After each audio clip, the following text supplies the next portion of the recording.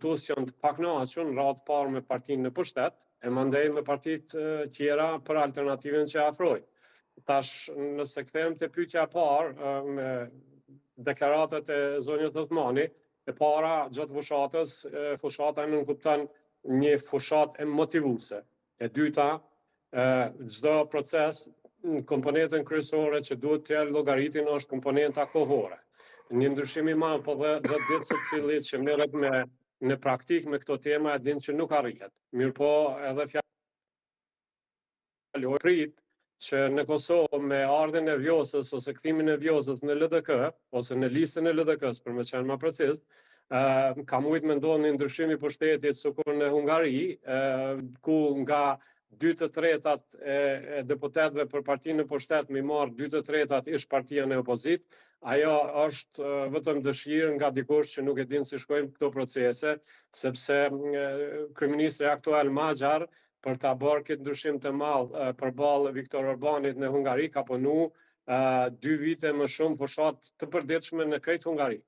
Kështu që 10 ditë me 2 vjet janë dallim i madh, edhe kjo proporcion shihet edhe në numrat.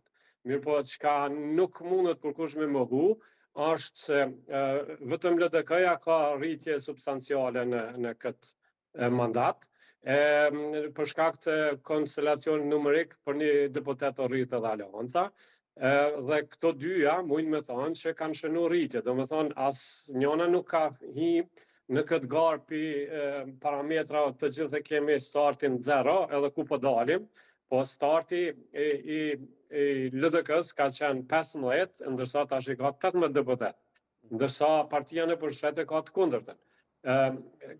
Këtë koncept ka hapësirë për të menu sa ka mujt të bëhet më shumë me kthimin e Vjosës në LDK.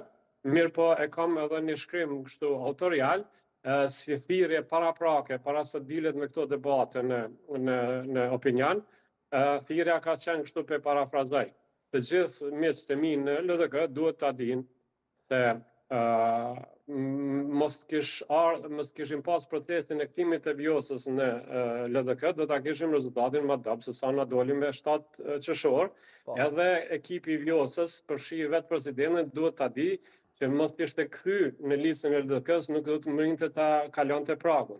Tash ky parafrazim i atij shkrimi e ka pas kuptimin e shtrirjes së mesazhit të ne në LDK, që duhet të krijojmë energji pozitive nga ky bashkim, e jo tani secili të kthehet. Gjas ka pak të lashe me internetin, besoj që e rregullon shpejt zoti Krasniqi, është kthyer. Po. Jo, kisha një thirrje pa plan mase që jam online, po du me thonë që